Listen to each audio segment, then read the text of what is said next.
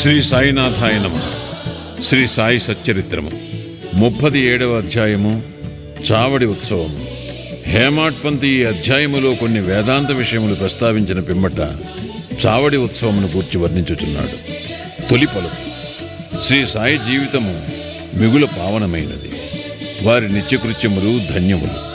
వారి పద్ధతులు చర్యలు వర్ణింపనలవి కానివి. కొన్ని సమయములందు వారు బ్రహ్మానందముతో మైమరచడివారు, మరికొన్ని సమయములందు ఆత్మజ్ఞానముతో తృప్తి పొందిడేవారు. ఒక్కొక్కప్పుడు అన్ని పనులను నెరవేర్చుచు ఎట్టి సంబంధము లేనట్లుండేవారు. ఒక్కొక్కప్పుడు ఏమీయూ చేయనట్లు కనిపించినప్పటికీ వారు సోమరిగా కాని నిద్రితులుగా కాని కనిపించడేవారు కారు. వారు ఎల్లప్పుడూ ఆత్మానుసంధానము చేసేవారు. వారు సముద్రము వలె శాంతముగా తొణకక ఉండినట్లు కనిపించినను వారి గాంభీర్యము లోతు కనుగొనరానివి. వర్ణనాతీతమైన వారి నైజము వర్ణింపగల వారెవ్వరు. పురుషులను అన్నదమ్ముల వలె, స్త్రీలను అక్కచెల్లుండ్ర వలె, తల్లుల వలె చూచుకునడివారు. వారి శాశ్వతాస్ఖలిత బ్రహ్మచర్యము అందరూ ఎరిగినదే. వారి సాంగత్యమును మనకు కలిగిన జ్ఞానము మనము మరణించు వరకు నిలుచుగాక. ఎల్లప్పుడూ హృదయపూర్వకముకు భక్తితో వారి పాదములకు సేవ చేసేదముగాక.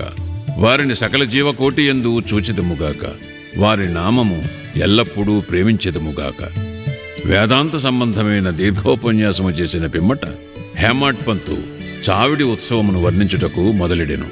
చావడి ఉత్సవం బాబా శయనశాలను ఇదివరకే వర్ణించితిని. వారు ఒకనాడు మసీదులోనూ ఇంకొకనాడు చావడిలోనూ నిద్రించుచుండేది. మసీదుకు దగ్గరలోనే చావడి 2 గదులతో నుండిది. బాబా మహాసమాధి చెందు వరకు ఒకరోజు మసీదులో ఇంకొక రోజు చావడిలో నిద్రించుచుండేది. 1910 డిసెంబర్ 10వ తేదీ నుండి చావడిలో భక్తులు పూజాహారతులు జరుపు మొదలెడేరి. బాబా కటాక్షముచే దీనినే ఇప్పుడు వర్ణింతుము. చావడిలో నిద్రించు సమయము రాగా భక్తులు మసీదులో గుమిగూడి కొంతసేపు మండపములో భజన చేసేవారు. భజన బృందము వెనుక రథము, కుడివైపు తులసీ బృందావనము, ముందర బాబా, వీని మధ్య భజన జరుగుచుండెను. భజన యందు ప్రీతిగల స్త్రీ పురుషులు సరైన కాలమునకు వచ్చుచుండేది. కొందరు తాళములు, చిరతలు, మృదంగము, కంజిర, మధ్యలలు పట్టుకొని భజన చేయుచుండేవారు. సూదంటి రాయి వలె సాయిబాబా భక్తులందరినీ తమ వద్దకు ఈడ్చుకొనిడేవారు. బయట బహిరంగ స్థలములో కొందరు దివిటీలు సరిచేయుచుండిరి, కొందరు పల్లకిని అలంకరించుచుండిరి, కొందరు బెత్తములను చేత ధరించి శ్రీ సాయినాథ మహారాజుకి జై అని కేకలు వేయుచుండేది. మసీదు మూలలలో తోరణములతో అలంకరించుచుండేది. మసీదు చుట్టూ దీపముల వరుసలు కాంతిని వెదజల్లుచుండెను. బాబా గుర్రము శ్యామకర్ణ సజ్జితమై బయట నిలుచుండును. అప్పుడు తాతియా పాటీల్ కొంతమందిని వెంట పెట్టుకుని వచ్చి బాబాను సిద్ధముగా నుండుడని చెప్పేవాడు. బాబా నిశ్చలముగా కూర్చునడివారు. తాత్యా పాటీలు వచ్చి బాబా చంకలో చేయి వేసి లేవనెత్తుచుండెను. తాత్యా బాబాను మామా అని పిలిచెడివారు. నిజముగా వారి బాంధవ్యము మిక్కిలి సన్నిహితమైనది. బాబా శరీరముపై మామూలు కఫీని వేసుకొని చంకలో సటగా పెట్టుకుని చిలుమును పొగాకును తీసుకుని పైన ఉత్తరీయము వేసుకుని బయలుదేరుటకు సిద్ధపడుచుండేది. పిమ్మట తాత్య జలతారు చెల్లాను బాబా వడలిపై వేసిడివాడు. అటు పిమ్మట బాబా తన కుడిపాదము బొటనవేలుతో ధునిలోని కట్టెలను ముందుకు త్రోసి కుడి చేతితో మండుచున్న దీపము నార్పి చావడికి బయలుదేరేడివారు. అన్ని వాయిద్యములు మ్రోగిడివి. మతాబా మందు సామాను అనేక రంగులు ప్రదర్శించుచూ కాలిడివి. పురుషులు స్త్రీలు బాబా నామము పాడుచు మృదంగము వీణల సహాయముతో భజన చేయుచు ఉత్సవములో నడుచుచుండేది. కొందరు సంతసముతో నాట్యమాడుచుండేది. కొందరు జెండాలను చేత పట్టుకొనిచుండేది. బాబా మసీదు మెట్లపైకి రాగా బాల్దారులు శ్రీ సాయినాథ్ మహారాజుకి జై అని కేకలు పెట్టుచుండేది. బాబాకు ఇరుప్రక్కలా చామరములు మొదలుగునవి పట్టుకుని విసురుచుండేది. మార్గమంతయు అడుగులకు మడుగులు పరిచిడేవారు. వానిపై బాబా భక్తుల కేళూతతో నడిచిడేవారు. తాత్యా ఎడమ చేతిని, మహల్షాపతి కుడి చేతిని, బాపు సాహెబ్ జోగ్ శిరస్సుపై ఛత్రమును పట్టుకునడివారు. ఈ ప్రకారముగా బాబా చావడికి పైన మగుచుండెను. బాగుగాను పూర్తిగాను అలంకరించిన ఎర్రగుర్రం శ్యామకర్ణ దారి తీయుచుండెను. దాని వెనుక పాడిడేవారు, భజన చేయువారు, వాయిద్యములు మ్రోగించువారు భక్తుల సమూహముండెడది.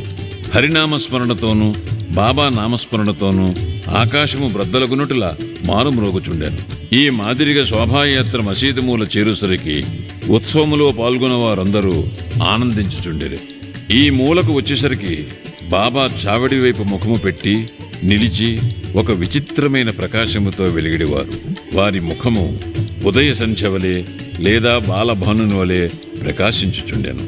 అచట బాబా ఉత్తరము వైపు ముఖము పెట్టి కేంద్రీకరించిన మనస్సుతో నిలిచిడివారు. వారు ఎవరినో పిలుచునట్లు కనిపించడిది. సమస్త వాయిద్యములు మ్రోగుచున్నప్పుడు బాబా తన కుడి చేతిని క్రిందకు మీదకు ఆడించెడివారు. అట్టి సమయమున కాకాసాహెబ్ దీక్షిత్ ముందుకు వచ్చి ఒక వెండి పళ్ళెములో పువ్వులు గులాల్ పొడిని తీసుకుని బాబాపై పెక్కుసార్లు చల్లుచుండెను. అట్టి సమయమంతు సంగీత వాయిద్యములు వాని శక్తి కొలది ధ్వనించుచుండెను. బాబా ముఖము స్థిరమైన ద్విగుణీకృత ప్రకాశముతోడను సౌందర్యముతోడను వెలుగుచుండెను. అందరూ ఈ ప్రకాశమును మనసారా గ్రోలుచుండెరి. ఆ దృశ్యమును ఆ శోభను వర్ణించుటకు మాటలు చాలవు. ఒక్కొక్కప్పుడు ఆనందమును భరించలేక మహల్సాపతి దేవత ఆవేశించిన వాని వలె నృత్యము చేయువాడు. కాని బాబా యొక్క ధ్యానము ఏమాత్రమూ చెదరకయుండెడిది. చేతిలో లాంతరు పట్టుకుని తాత్యాపాటీలు బాబాకు ఎడమ ప్రక్క నడుచుచుండెను. భక్త మహల్సాపతి కుడివైపు నడుచుచు బాబా శల్లా ఎంచును పట్టుకునేవాడు. ఈ ఉత్సవము ఎంతో రమణీయముగా ఉండేది. వారి భక్తి చెప్పనలవే కానిది. ఈ పల్లకి ఉత్సవమును చూచుటకు పురుషులు, స్త్రీలు, ధనికులు, పేదవారు గుమిగూడుచుండిరి. బాబా నెమ్మదిగా నడుచుచుండెను.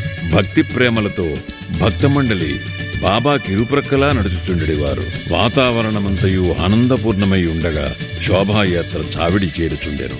ఆ దృశ్యము ఆ కాలము గడిచిపోయినది. ప్రస్తుతము కాని ఇక ముందు కాని ఆ దృశ్యమును కనలేము. అయినను ఆ దృశ్యమును జ్ఞప్తికి తెచ్చుకొని భావన చేసినచో మనస్సుకు శాంతి, తృప్తి కలుగును. చావిడిని బాగుగా అలంకరించుచుండేది. దానిని తెల్లని పైకప్పుతోనూ నిలువుటద్దములతోనూ అనేక రంగుల దీపములతోనూ వేలాడగట్టిన గాజు బుడ్డీలతోనూ అలంకరించుచుండేది. చావడి చేరగనే తాత్యా ముందు ప్రవేశించి ఒక ఆసనము వేసి బాలీసు నుంచి బాబాను కూర్చుండబెట్టి మంచి అంగరఖా తొడిగిన పిమ్మట భక్తులు బాబాను 1000 విధముల పూజించుచుండేది. బాబా తలపై తురాయి కిరీటమును పెట్టి పువ్వులమాలలు వేసి మెడలో నగలు వేయుచుండేది. ముఖమునకు కస్తూరి నామమును మధ్యను బొట్టును పెట్టి మనస్ఫూర్తిగా బాబా వైపు హృదయానందకరముగా చూచెడివారు. తలపై కిరీటము అప్పుడప్పుడు తీయిచుండెడివారు. లేనిచో బాబా దానిని విసర్వైచునని వారి భయము. బాబా భక్తుల అంతరంగమును గ్రహించి వారి కోరికలకు లొంగి ఉండేవారు. వారు చేయదానికి అభ్యంతరము పెట్టువారు కారు. ఈ అలంకారముతో బాబా మిక్కిలి సుందరముగా కనిపించుచుండే.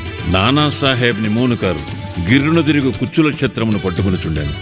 బాపు సాహెబ్ జోగ్ ఒక వెండి పళ్ళెములో బాబా పాదములు కడిగి అర్ఘ్యపాద్యములు అర్పించి చేతులకు గంధము పూసి తాంబూలమునిచ్చుచుండెను. బాబా గద్దెపై కూర్చుని ఉండగా తాత్యా మొదలగు భక్తులు వారి పాదములకు నమస్కరించుచుండేది.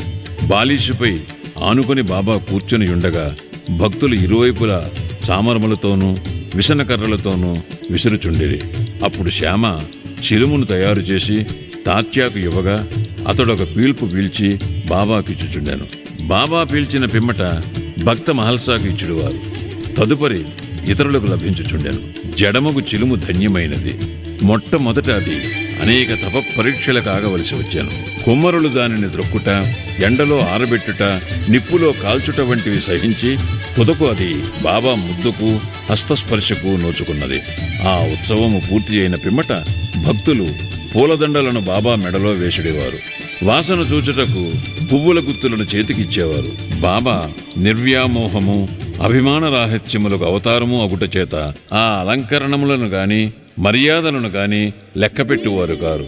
భక్తులందు అనురాగముచే వారి సంతుష్టి కొరకు వారి ఇష్టానుసారము చేయుటకు ఒప్పుకొనుచుండేది. ఆఖరుకు బాపు సాహెబ్ జోగ్ సర్వలాంఛనములతో హారతినిచ్చువాడు. హారతి సమయమున భాజా భజంత్రి మేళతాళములు స్వేచ్ఛగా వాయించువారు. హారతి ముగిసిన పిమ్మట భక్తుల ఆశీర్వాదమును పొంది బాబాకు నమస్కరించి ఒకరి తరువాతనొకరు తమ తమ ఎండ్లకు పోవుచుండెరి. చిలుము, అత్తరు, పన్నీరు సమర్పించిన పిమ్మట తాత్యా తన ఇంటికి పోవుటకు లేవగా బాబా ప్రేమతో అతనితో ఇట్లనెను: నన్ను కాపాడుము, నీకిష్టమున్నచో వెళ్ళుము. కాని రాత్రి ఒకసారి వచ్చి నా గూర్చి కనుగొనుచుండుము. అట్లనే చేయుదననుచు తాత్యా చావిడి విడిచి గృహమునకు పోవుచుండెను. బాబా తన పరుపును తానే అమర్చుకునివారు. 50-60 దుప్పట్లను ఒకదానిపై ఇంకొకటి వేసి దానిపై నిద్రించువారు. మనము కూడా ఇప్పుడు విశ్రమించదము. ఈ అధ్యాయమును ముగించకముందు భక్తులకొక మనవి. ప్రతిరోజు రాత్రి నిద్రించుటకు ముందు సాయిబాబాను వారి చావడి ఉత్సవమును జ్ఞప్తికి తెచ్చుకొనవలెను. శ్రీ సాయినాథాయ నమః. 37వ అధ్యాయము సంపూర్ణము. సద్గురు శ్రీ సాయినాథార్పణమస్తు. శుభం భవతు. 5వ రోజు పారాయణము సమాప్తము.